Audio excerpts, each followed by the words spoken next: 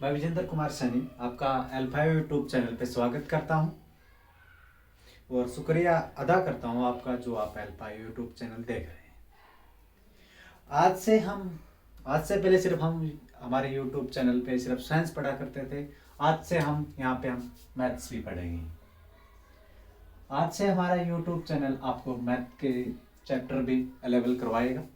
आज से हम यूट्यूब चैनल पे यूनिट वाइज यूनिट यानी कि एक एक अध्याय रोज पढ़ेंगे। हम आज पढ़ रहे हैं मैथ्स के बारे में। तो मैथ्स के बारे में एक जनरल नॉलेज के लिए हम पहले बता दें कि मैथ्स हमारे दैनिक जीवन में कहाँ काम आएगी, या फिर इसमें हम एग्जाम में किस प्रकार से हल करें, क्वेश्चंस वगैरह किस प्रकार से आएंगे, ये सब हम मैथ में आगे आगे धीरे धीरे अध्ययन करेंगे। तो पहले आज हम मैथ के बारे में आपको बता दूं कि मैथ में हम सबसे पहले जो अध्याय पढ़ेंगे उसका नाम है संख्या पद्धति।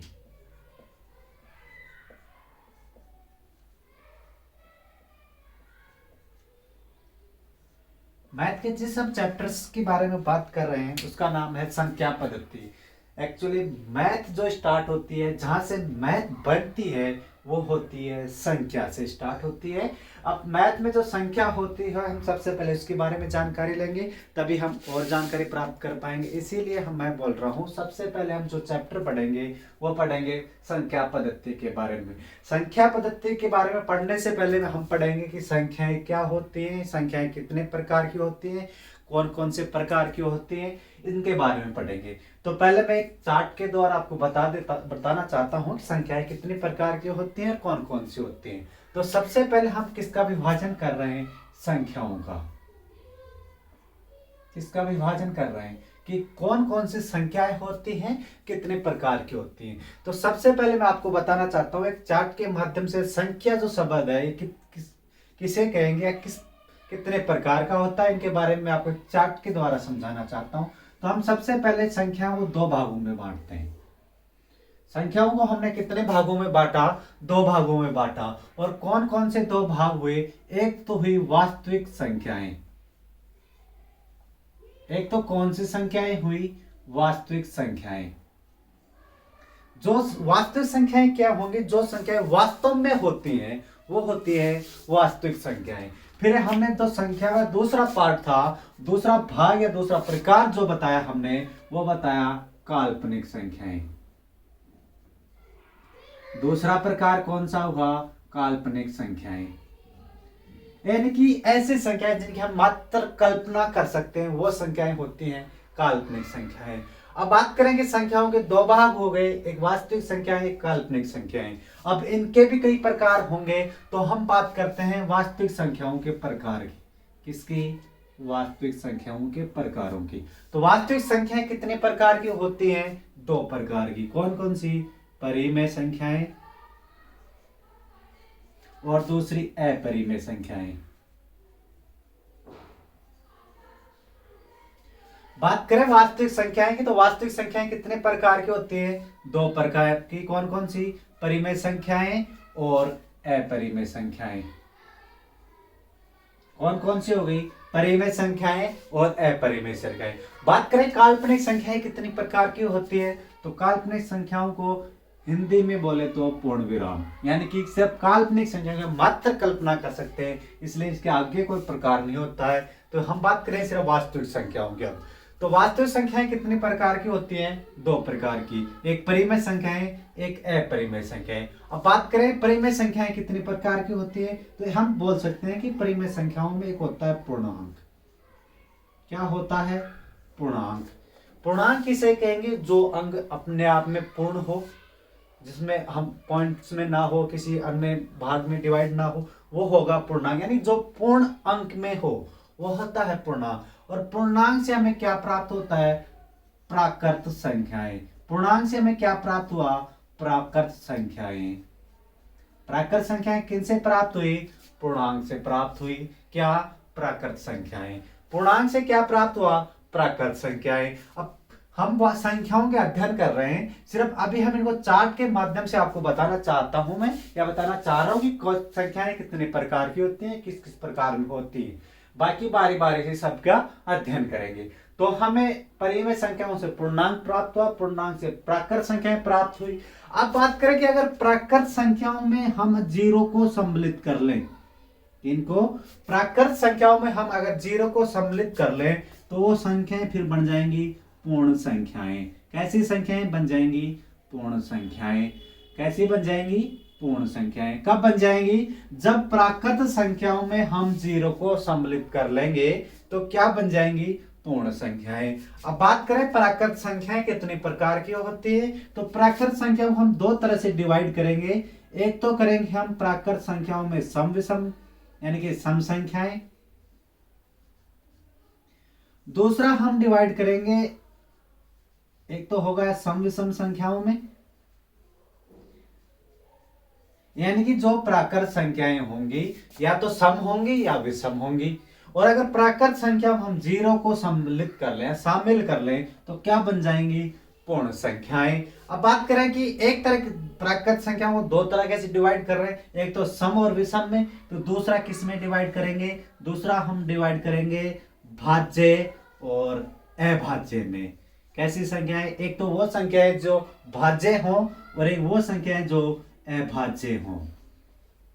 तो चार्ट के माध्यम से हम क्या समझाने की कोशिश कर रहे हैं? चार्ट के माध्यम से हम समझाने की कोशिश कर रहे हैं आपको कि संख्याएं कितनी प्रकार की होती है।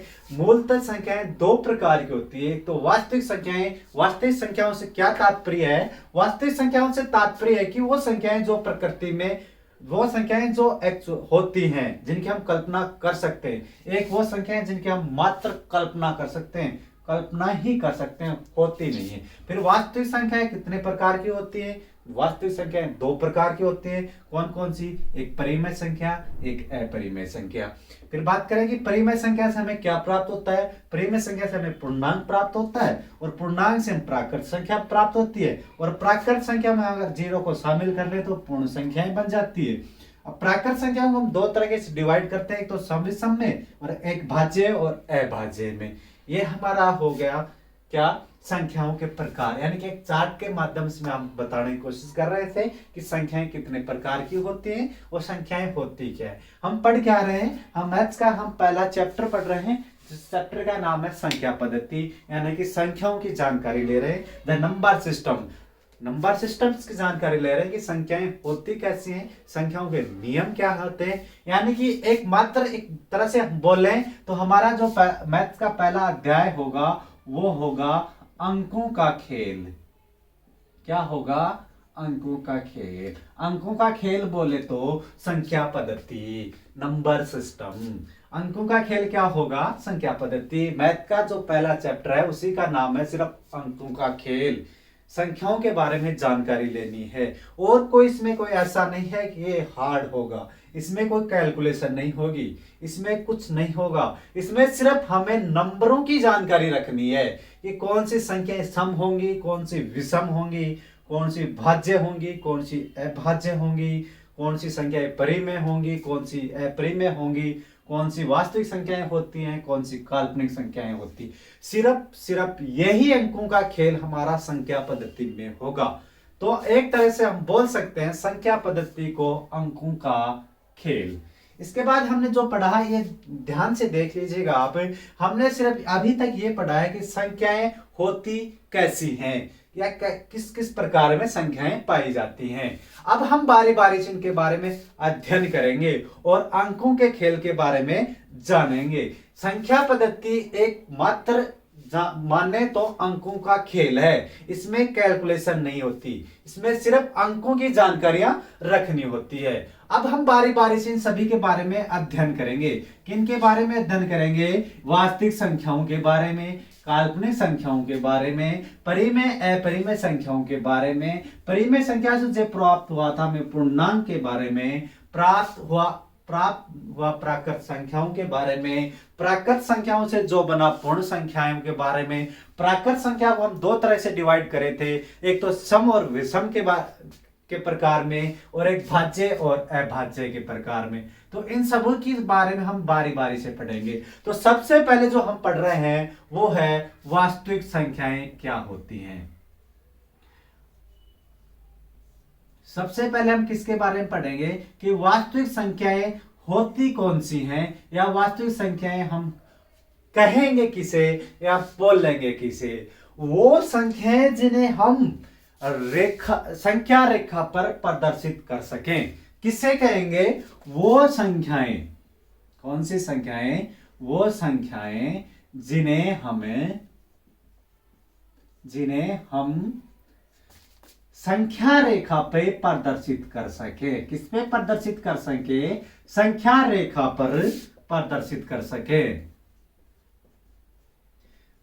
वास्तविक संख्याएं किसे कहेंगे? वे संख्याएं जिन्हें हम संख्या रेखा पे प्रदर्शित कर सके क्या कहलाएंगी? वास्तविक संख्या कहलाएंगी। अब एक बात तो हो गई कि संख्या रेखा पर हम प्रदर्शित करेंगे, लेकिन यह संख्या रेखा होती क्या है इसके बारे में हम जानकारी लेंगे। तो संख्या रेखा क्या होती है? संख्या रेखा के लिए हम मानते हैं कि ये कोई रेखा है।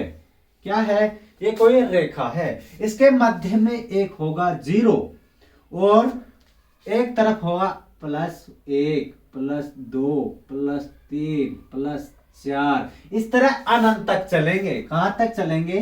प्लस अनंत तक चलेंगे। इसी तरह 0 से एक तरफ होगा -1 -2 -3 -4, इस तरह हम अनंत तक चलेंगे। कब तक? माइनस अनंत तक चलेंगे। कहां तक चलेंगे? माइनस अनंत तक। तो ये संख्या रेखा क्या होती है कि ये संख्या रेखा माइनस अनंत से लेके प्लस अनंत तक होती है, और कोई भी संख्या होगी जिन्हें हम इस पर प्रदर्शित कर सकें, वो संख्याएं क्या होंगी? वो संख्याएं वास्तविक संख्याएं कहलाएंगी। तो अब बताना चाहेंगे कि इस पे कौन कौन से रेखाओं, कौन कौन सी संख्याओं को हम इस पे प्रदर्शित कर सकते हैं।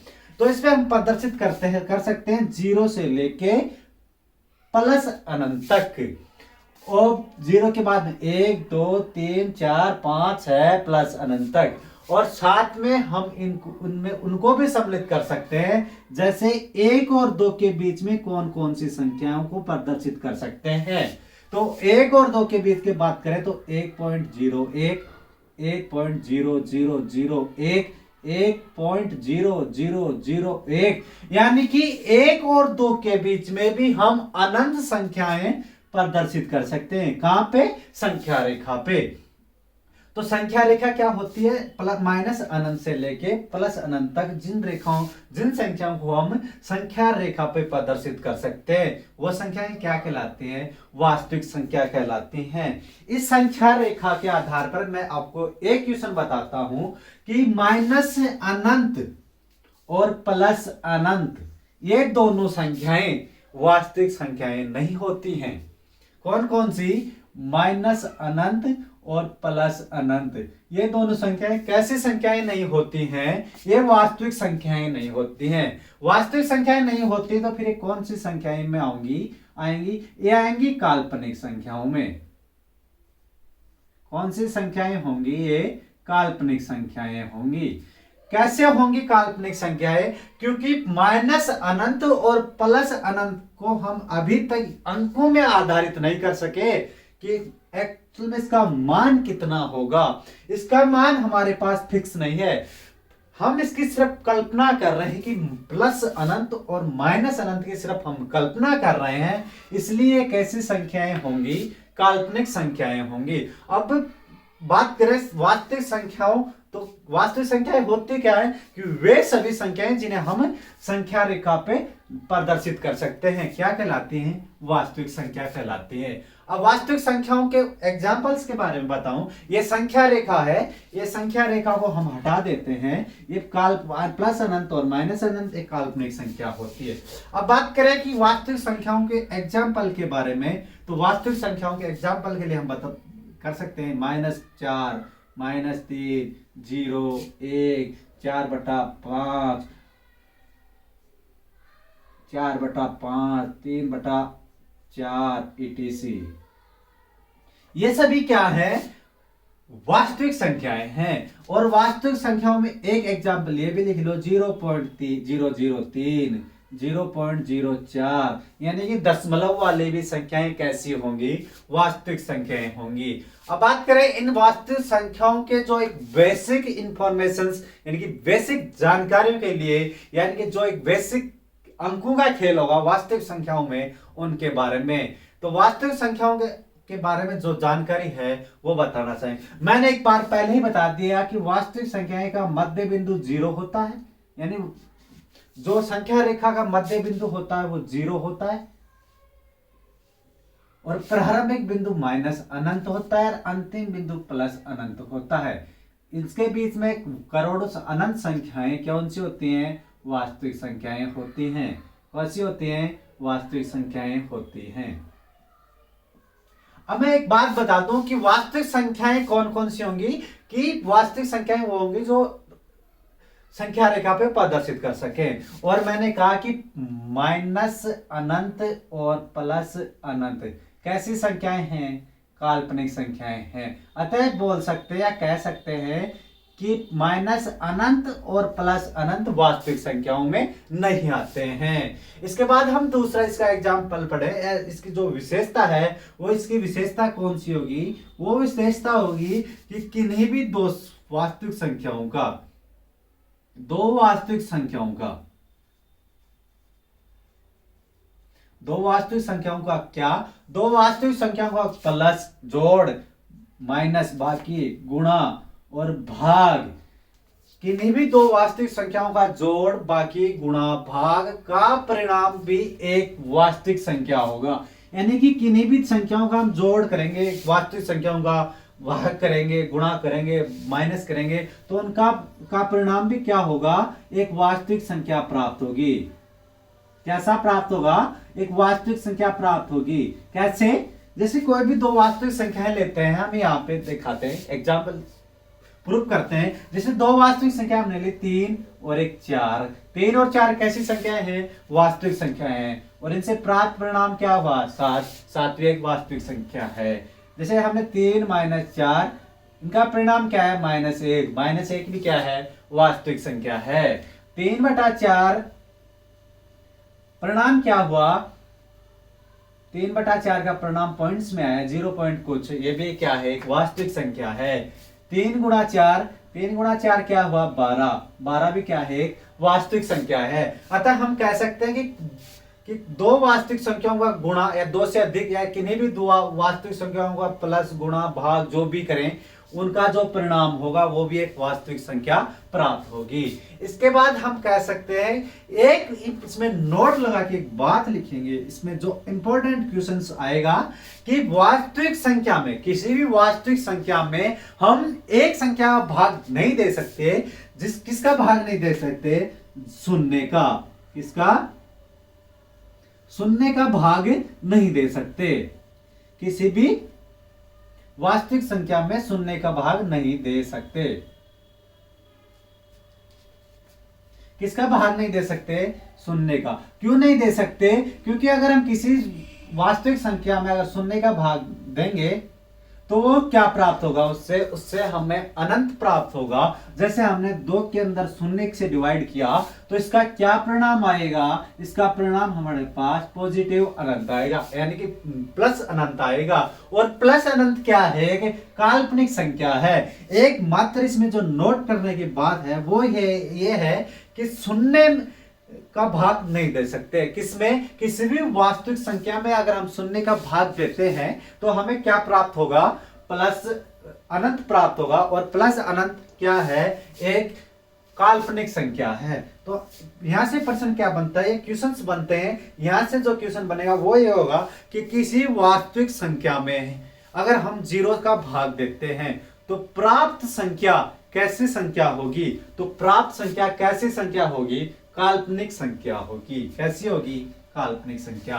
इसके बाद हम बात करें इससे अगले टॉपिक्स या इसके अगले अध्याय जो संख्याएं होंगी, हमने चार्ट में जो पढ़ा था, पहले वास्तविक संख्या पढ़ी, फिर काल्पनिक संख्याएं। अब हम इसके बाद पढ़ेंगे काल्पनिक संख्याओं के बारे में। किसके बारे में? काल्पनिक संख्याओं के बारे में। किसके बारे में पढ़ेंगे? काल्पनिक संख्याओं के बारे में।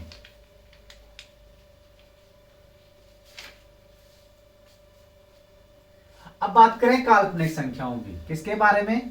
काल्पनिक संख्याओं के बारे में।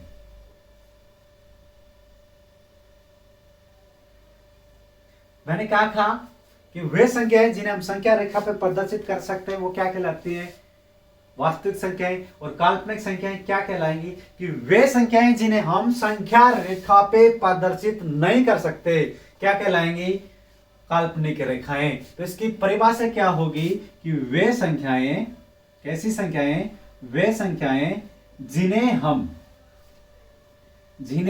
हम संख्या रेखा पे प्रदर्शित नहीं कर सकते या संख्या रेखा पे प्रदर्शित नहीं कर सकते,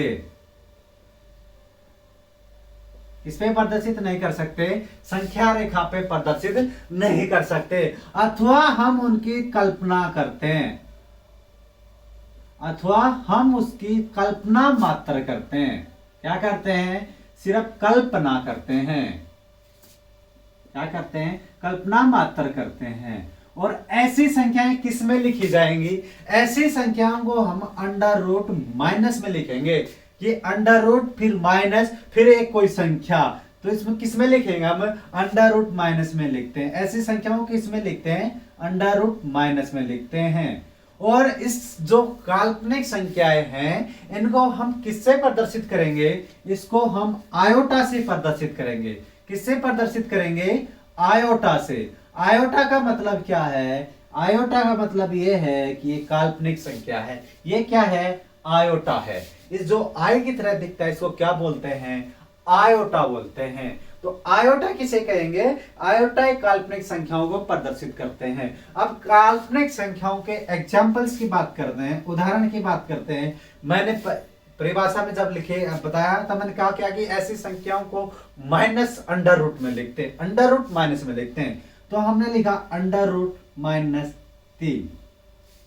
अंडर रूट -3 की हम मात्र सिर्फ कल्पना कर सकते हैं, ऐसी संख्याएं होती नहीं है। और अंडर रूट -7, अंडर रूट -6 आदि, ये सभी क्या हैं, एक मात्र काल्पनिक संख्याएं। और काल्पनिक संख्याएं कैसी होती हैं, इन्हें आयोटा से लिखते हैं और हम इसकी सिर्फ कल्पना करते हैं, कल्पना मात्र करते हैं कि ऐसी कोई संख्याएं होती हैं। इसके बाद हम पढ़ेंगे अगली संख्याओं के बारे में। अगली संख्याएं कौन सी होंगी, एक बीच में जो एक ऐसी संख्या होंगी जो वास्तविक और काल्पनिक संख्याओं से निर्मित होती है। कैसी संख्याएं, ऐसी संख्याएं जो वास्तविक और काल्पनिक संख्याओं से निर्मित होती है, उसको बोलेंगे सम्मिश्र संख्याएं। कैसी संख्याएं, सम्मिश्र संख्याएं। सम्मिश्र संख्याएं होती कैसी हैं या किसे कहेंगे, सम्मिश्र संख्याएं हम उससे कहेंगे कि एक वास्तविक संख्या में यदि काल्पनिक संख्या जोड़ दी जाए तो क्या कहलाएगी, सम्मिश्र संख्याएं। तो कैसी कि एक काल्पनिक संख्या है, कोई काल्पनिक संख्या में, हमने काल्पनिक संख्या में यदि वास्तविक संख्या जोड़ दी जाए, कैसी संख्या, वास्तविक संख्या जोड़ दी जाए,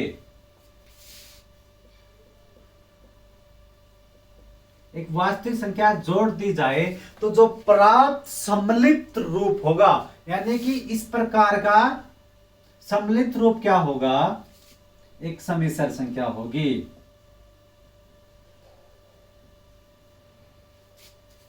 क्या होगा, सम्मिश्र संख्या होगी। कि एक काल्पनिक संख्या और वास्तविक संख्या को एक साथ लिखें तो इस प्रकार से जो सम्मिलित संख्या प्राप्त होगी वो होगी सम्मिश्र संख्या।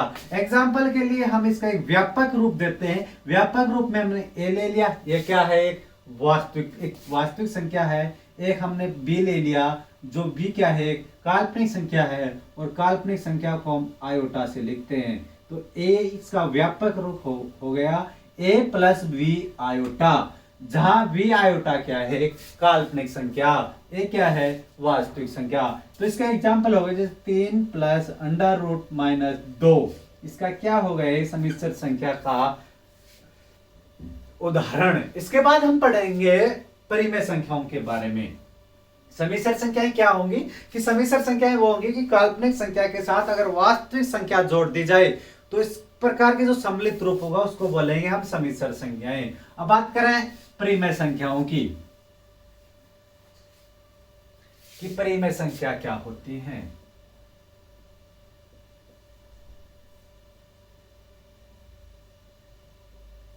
हम अगला टॉपिक पढ़ रहे हैं परिमेय संख्या। अब परिमेय संख्याएं बोलेंगे किसे, ये परिमेय संख्याओं की परिभाषा क्या होगी, तो परिमेय संख्याएं कहेंगे किसे, तो हम सीधा सा बोलते हैं कि वे सभी संख्याएं जिन्हें हम P बटा Q के रूप में लिख सकते हैं, यानी कि वे सभी संख्याएं जिन्हें हम P बटा Q के रूप में व्यक्त कर सकते हैं या लिख सकते हैं, व्यक्त कर सकते हैं, वो सभी संख्याएं क्या कहलाएंगी, परिमेय संख्या कहलाएंगी। बशर्ते इसकी एक शर्त है, Q नॉट इक्वल टू 0, यानी कि Q का मान 0 के बराबर नहीं होना चाहिए, Q का मान 0 के बराबर नहीं होना चाहिए, बाकी सब शर्तें चलेंगी इसमें। तो परिमेय संख्या किसे कहेंगे कि वे सभी संख्याएं जिन्हें हम P बटा Q के रूप में लिख सकते हैं या व्यक्त कर सकते हैं, क्या कहलाएंगी, परिमेय संख्या कहलाएंगी। और परिमेय संख्या की एक शर्त है, वो क्या है, वो शर्त ये है कि Q equal to not 0, Q के बराबर 0 नहीं होना चाहिए। इसके बाद हम बात करें कि परिमेय संख्याओं के एग्जाम्पल्स के बारे में, तो एग्जाम्पल्स की बात करें तो 1 हो गया, 2 हो गया, -1, -3, 0.003 etc। बात करें परिमेय संख्याओं उदाहरण की 1, 2, -1, -3, 0.003 यानी सभी दशमलव संख्याएं etc। इसके बाद जो इनकी जो इंपॉर्टेंस जो बातें होंगी, जो इंपॉर्टेंट जो पॉइंट होंगे या जो नोट करने लायक बातें जहां से ज्यादा क्वेश्चंस बनते हैं, उनके बारे में हम आपको बताते हैं कि 0 एक परिमेय संख्या है।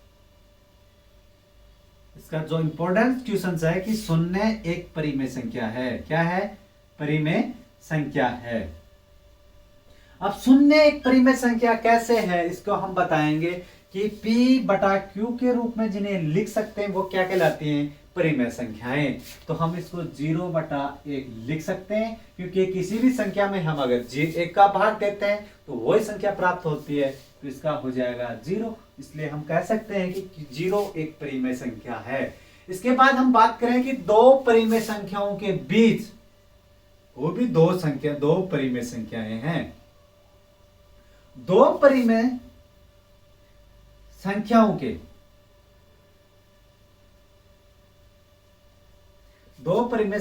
के मध्य अनंत परिमेय संख्याएं होती हैं। कोई भी दो परिमेय संख्याएं हैं तो उनके मध्य अनंत परिमेय संख्याएं होती हैं। कैसे, अभी समझाते हैं। जैसे कोई भी दो परिमेय संख्या हमने ले ली, एक परिमेय संख्या हमने 1 ले ली, दूसरी परिमेय संख्या हमने 2 ले ली, इसके बीच में अनंत परिमेय संख्याएं होती हैं। कैसे, जैसे 1/2 हो गया, 1/3 हो गया, नहीं सॉरी, जैसे 1.01 हो गया, 1.001 हो गया, 1.0001 हो गया, 1.000001, इस प्रकार अनंत संख्याएं हैं। तो किन्हीं भी दो परिमेय संख्याओं के मध्य अनंत परिमेय संख्याएं होती हैं। इसके बाद जो अगला होगा वो ये होगा कि 3.14 और 22/7 भी क्या है, परिमेय संख्या है। क्या है, परिमेय संख्या है कि 3.14 और 22/7 एक परिमेय संख्या है। इसका मतलब क्या है कि इसका मतलब क्यों बता रहे हैं, हमने कहा था कि P बटा Q के रूप में जिनको लिख सकते हैं वो परिमेय संख्या है, लेकिन 22/7 और 3.14 को मैंने यहाँ इस विशेषताओं में क्यों लिया, कि इसलिए लिया कि 3.14 और 22/7 तो एक परिमेय संख्या है, लेकिन पाई क्या है, एक अपरिमेय संख्या है। कैसी है, पाई एक परिमेय संख्या नहीं है। 3.14 तो परिमेय है, 22/7 भी परिमेय है, लेकिन पाई क्या नहीं है, एक परिमेय संख्या नहीं है, इसीलिए मैंने इनका एग्जाम्पल दिया। इसके बाद हम बात करें कि सभी दो दशमलव वाली संख्याएं होंगी, वो कैसी होंगी, परिमेय संख्या होंगी। सभी दशमलव वाली संख्याएं कैसी होंगी, परिमेय संख्या होंगी। इसके बाद अगला जो इंपॉर्टेंट टॉपिक्स होगा या जो इंपॉर्टेंट विशेषता है वो है कि दो परिमेय संख्याओं का गुणा, जोड़, बाकी भाग, वो भी जो परिणाम होगा इन सब करने पे, यानी कि दो परिमेय संख्याओं को जोड़ने पे जो परिणाम प्राप्त होगा वो भी एक परिमेय संख्या होगी। दो संख्याओं के अगर दो परिमेय संख्याओं को अगर घटाया जाए तो प्राप्त परिणाम भी एक परिमेय संख्या प्राप्त होगी। दो संख्याओं को अगर हम गुणा करें परिमेय संख्याओं को तो प्राप्त परिणाम भी परिमेय संख्या हो प्राप्त होगा। और दो संख्याओं का भाग दे एक दूसरे में तो प्राप्त परिणाम भी क्या होगा, परिमेय संख्या होगी। एक शर्त इसमें जो लागू होगी वो शर्त ये होगी कि हम किसी भी संख्या में शून्य का भाग नहीं देंगे, शून्य का भाग नहीं देंगे, शून्य का भाग नहीं देंगे, तब सभी संख्याएं जो प्राप्त होंगी परिमेय संख्याओं से वो क्या होंगी, एक परिमेय संख्या प्राप्त होगी। शून्य का भाग नहीं दे सकते।